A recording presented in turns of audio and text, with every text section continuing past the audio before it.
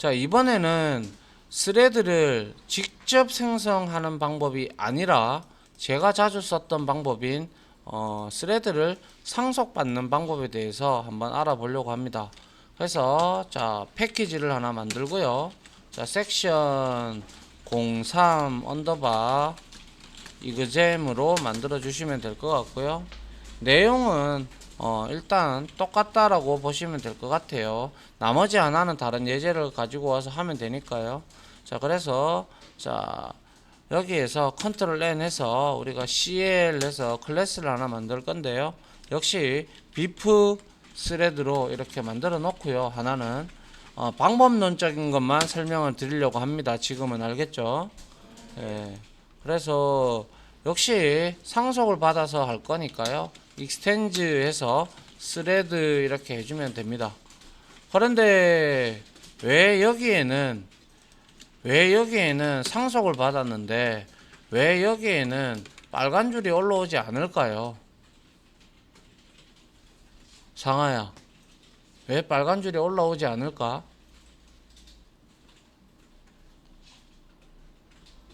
어? 수진아, 여기 왜 빨간 줄이 올라오지 않을까?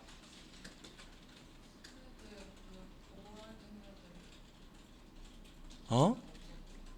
뭐라고? 준영아, 이건 왜 빨간 줄이 올라오지 않을까?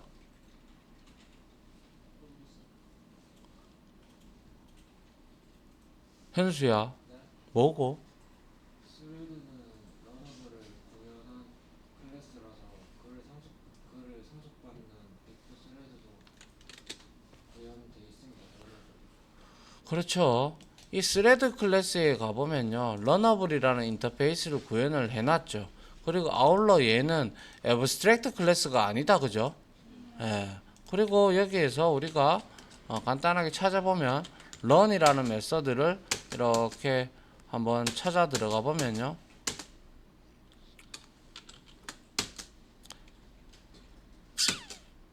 자, 여기에 런이 오버라이딩이 되어 있다, 그죠? 예. 그렇게 되어 있기 때문에 우리가 굳이 여기에 추상 메서드, 추상 클래스가 아니죠, 얘가. 그렇기 때문에 여기에는 빨간 줄이 올라올 이유가 없죠. 그죠? 예. 그래서 여기에서 똑같이 저는 이렇게 자, 오버라이딩을 합니다. run 이렇게 오버라이딩을 해서 여기에다가 앞에서 우리가 했던 비프 타스크에 있었던 이 내용을 그대로 복사를 해줍니다. 이것도 역시 그냥 보세요. 치지 말고. 자, 이렇게 복사해서 역시 붙여 넣었습니다. 뭐 설명할 내용은 더 이상 없죠. 예. 그 다음에 이렇게 상속을 받아서 작성을 했고요. 그 다음에 똑같이 위에 있는 이 멀티 비프 프린트 EX를 복사를 해서요, 여기다가 그대로 붙여 넣도록 하죠. 그리고 나서 여기에 열어봤을 때 이제 필요 없으니까요, 이것들은 람다식은 나중에 할 거니까요, 요거는 뭐 지워도 되겠죠. 이제 이렇게 했다면 우리가 이러한 코드가 들어가면 되겠죠. 이제 상속받아서 할 거니까요. 그래서 상속을 통해서 우리가 하위 클래스로부터 이제 생성하는 멀티 스레드 방법이 될 겁니다.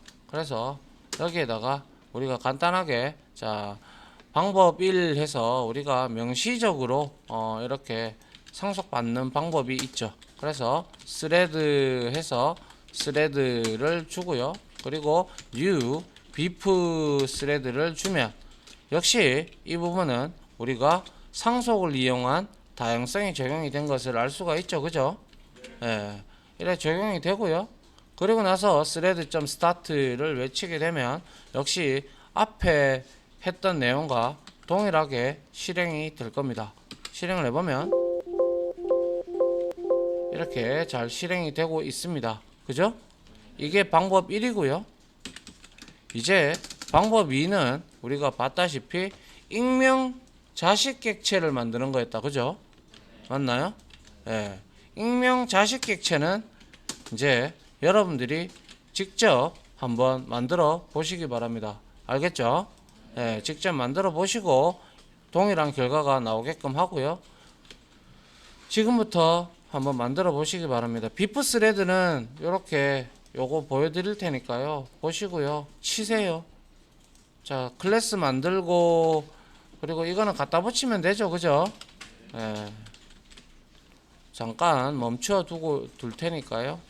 자, 그래서 이렇게 익명 자식 객체를 사용을 해서 우리가 만들어 보는 방법은 당연히 스레드를 하고 그리고 스레드를 만들어서 여기에다가 u 스레드 기본 생성자를 이렇게 해놓고 난 다음에 바로 갈로 열고 갈로 닫으면 됩니다. 그죠? 예, 그리고 오버라이딩을 해주면 될 겁니다. 그죠? 예, 그러고 나서 여기에서 우리가 디폴트 툴킷 하고 이 부분을 얻어와서 동일하게 이렇게 적용을 시키면 되겠죠. 맞나요?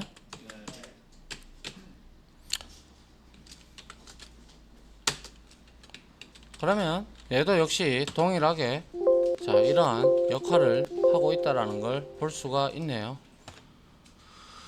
자, 이렇게 한 개를 멀티스레드 하는 방법을 한 개를 또 알아봤고요. 또 한 개의 예제를 또 멀티스레드를 하는 방법을 하는 상속을 받아서 하는 그러한 내용을 한 개 해보도록 할게요. 그래서 자 패키지를 하나 만들고요. 섹션 이렇게 합시다. 이거 섹션 03 언더바 이거잖아요. 이거는 언더바 대시 1로 대시는 안 들어가죠. 언더바 1로 이렇게 만들어 주시고요. 왜냐하면 같은 개념이기 때문에 이렇게 하시고 그 다음에 패키지를 따로 이제 한 개 더 만드는데 이번에는 섹션 03 언더바 이그잼에 언더바 2로 이렇게 하나 만들어 주도록 하죠. 그리고 나서 여기서 이러한 타이머 스레드를 하나 만들어 볼까 합니다. 타이머 스레드라고 이렇게 하나 만들어 봤습니다. 이제 한번 보시죠. 그래서 익스텐즈 해서요. 그리고 나서 스레드를 상속받고요. 그 다음에 여기서 타이머 스레드에서는 그냥 시간의 10초가 주어졌는 걸 가지고 우리가 이렇게 구현을 한번 해보려고 합니다. 그래서 런 메서드를 오버라이딩을 하는데요. 여기에다가 간단하게 포문을 이제 돌릴 건데요. 자, 포문을 돌릴 때 i는 10으로 설정을 하고요. 그리고 얘는 10보다 0보다죠. 0보다 크거나 작을 때까지 돌 거고요. 그리고 나서 여기에서는 i 마이너를 이렇게 적어 주도록 하죠. 그리고 나서 sys out을 해서 여기에다가 남은 시간 이렇게 우리가 적어 주고요. 그리고 i 하고요. 그리고 플러스해서 여기에다가 second이라고 이렇게 적어 주도록 하죠. 그 다음에 if 해서 만약에 i 값이 제로가 되면 이때는 sys out 해서 자 입력 시간이 초과되었습니다. 뭐 이런 형태로 한번 재밌게 한번 만들어 보도록 하겠습니다. 그 다음에 1초 동안 할 거니까 당연히 thread.sleep을 우리가 써야 되겠죠. 그래서 얼마를 주면 됩니까? 1000을 주면 되겠다. 그죠? 예, 그리고 surround with try catch를 이용을 해서 자, 이렇게 예의 처리를 좀 해주도록 하고요. 자, 이렇게 타이머 스레드를 하나 만들었습니다. 자, 별 내용은 없습니다. 그죠? 예, 그 다음에 이 타이머 스레드를 우리가 이용을 하기 위해서 자, 여기에다가 컨트롤 N 해서 클래스를 하나 만들 건데요.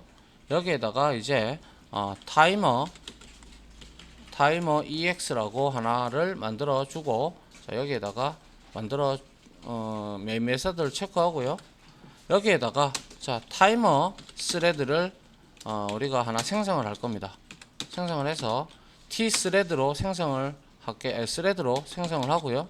그 다음에 new timer thread 이렇게 해도 상관없고 아니면 앞에 이렇게 그냥 이렇게 해도 상관없습니다. 그죠? 예, 뭐 자기가 생성하는데 문제 없죠. 자, 그리고 나서 여기에다가 우리가 스레드를 바로 실행을 시키도록 하죠. 그리고 나서 스타트를 이제 해줍니다. 해주고 나면 이제 이렇게 자 메인 스레드는 끝이 났지만 지금 프로세스가 살아있다. 그죠? 예, 메인 스레드는 벌써 끝이 나고 없어요. 그런데 얘는 지금 살아있고요. 자, 그래서 이렇게 됐고요. 그래서 여기서 뭘 할 거냐면요. 자, 우리가 스윙 패키지에 보면요. 이런 게 있습니다. J 옵션에서 J 옵션 페인이라는 이 자바 스윙의 클래스가 있는데요. 이거는 딴 거 없고요. 그냥 정적 메서드로 show input 다이얼로그를 이용을 해서 여기에다가 우리가 간단하게 정답을 입력해 주세요라고 이렇게 하면 얘는 리턴 타입이 스트링이기 때문에 스트링 값으로 우리가 받아내 주면 됩니다. 그래서 스트링 해서 자 여기에서 우리가 뭐 인풋이라고 이렇게 주도록 하죠. 이렇게 줬다고 치죠. 그래서 10초 동안 정답을 입력해 달라고 하고요. 그리고 여기에다가 sysout 해서 자 여기에다가 입력한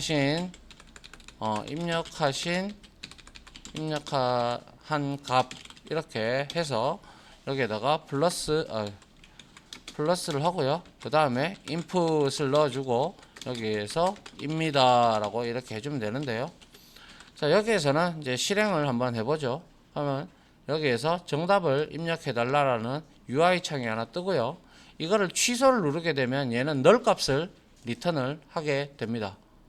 null 값을 리턴을 하게 되고 이걸 다시 실행을 해서 여기에 내가 어떠한 값을 뭐 예를 들어서 1이다 이렇게 입력을 하면 이거를 스트링 타입으로 자 확인을 하면 이렇게 리턴이 됩니다. 아시겠죠?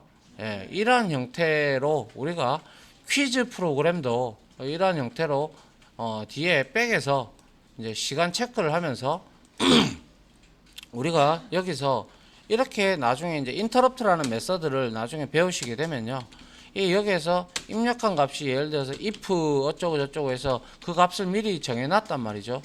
정답 값을. 그러면 거기에다가 여기에다가 우리가 뭡니까? if 해가지고 그 값이 정답이라면 우리가 여기에서 interrupt 메서드를 외치면요. 지금 실행되고 있는 이 스레드들을 전부 다 interrupt 처리를 해버려 가지고 멈출 수가 있어요. 그러면 몇 초 만에 얘가 맞췄다. 그리고 남은 시간은 얼마다. 이런 식으로 프로그램이 얼마든지 가능하게 되는 것이죠. 아직까지는 인터럽트 메서드를 배우지 않았기 때문에 나중에 배우고 난 다음에 한번 그렇게 해보셔도 나쁘지 않은 그러한 퀴즈 관련된 어플도 여러분들이 만들어도 충분히 됩니다. 나중에 뒤에 가면 우리가 UI 쪽에서 스택 페인이라는 게 있는데요. 뭐 간단하게 제가 한번 보여드릴게요. 딴 거는 아니고요. 여기에 우리 FX로 한 거는 아니고 AWT로 제가 학생들한테 지난 기수들한테 제가 이제 숙제를 낸 것들이 이제 많은데요. 그래서 우리가 이런 것도 있습니다. 뭐 예를 들어 이거는 스레드를 이용한 건데요. 자 메인에서는 갬블링 위드 스레드 이렇게 해서 실행을 시키면 자 여기에 자 이거는 지금 AWT로 만들었기 때문에 OS에 의존적이기 때문에 굉장히 UI가 소위 말해서 후집니다. 떨어집니다. 그래서 시작을 눌러보면 자 이렇게 우리가 이렇게 이것들을 전부 다 스레드로 우리가 다 처리를 한 거거든요. 그래서 이렇게 근데 왜 나는 재수가 많이 없군요. 이게 같은 게 왜 안 나오나? 이제 나오네요. 이제 이렇게 우리가 만드는 방법도 있고요. 또 뭐 있습니까? 내가 한 개 보여주려고 왔는데 내가 뭐 얘기하다가 퀴즈는 카드 레이아웃이죠. 이것을 가지고 우리가 해보면 될 겁니다. 카드 레이아웃 맞죠? 맞나요? 이거는 아니고요. 이거죠. 자, 이거는 이제 우리가 이거 아닌데. 카드 레이아웃. 여기 이거죠. 이벤트가 터지면 자, 이렇게 실행을 하면 자, 우리가 첫 번째 페이지입니다 돼 있는데 자, 이렇게 가면 두 번째, 세 번째, 네 번째, 다섯 번째 페이지 이렇게 다 보이죠. 그죠? 예, 이런 것처럼 우리가 뒤에 가면 이거와 똑같은 카드 레이아웃을 가지고 있는 FX에 보면 스택 페인이라는 게 있습니다. 그걸 이용을 하면 이제 우리가 퀴즈 프로그램도 방금과 같이 스레드를 이용을 해서 여러분들이 만들어도 그것도 하나의 좋은 괜찮은 프로젝트 감이 됩니다.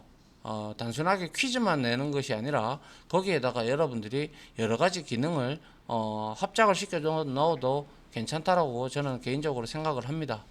그래서 점수도 체크가 되고 그리고 이제 지금까지 들어왔던 회원가입되었던 인원들이 이제 랭크를 여러분들이 매겨서 그 현재 스코어 랭크 리스트 해가지고 그런 것들도 DB에서 끌고 와서 보여주고 뭐 1등이고 그리고 매일매일 신규로 여기에 여러분들이 DB에다가 테이블 하나에다가 문제와 답을 넣어가지고 그거를 랜덤으로 여러분들이 땡겨서 쫙 이렇게 여러분들이 분류 그러니까 뭐 스포츠면 스포츠 아니면 뉴스면 뉴스 정치면 정치 이런 쪽으로 여러분들이 카테고리를 하나 줘가지고 그거를 셀렉트 쳐서 끌고 와가지고 문제를 쫙 뿌려주고 시간을 체크하고 뭐 이런 식으로 형태로 여러분들이 만들어줘도 그것도 상당히 괜찮은 프로젝트 감이 됩니다.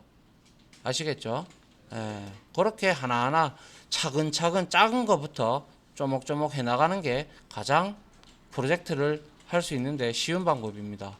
처음부터 너무 거대한 거를 여러분들이 하려고 하면 오히려 머리만 아플 뿐이지 제대로 된 거는 잘 나오지 않습니다. 그래서 기본적으로 말씀을 드렸지만 일단 여기까지 하고요. 끊을게요.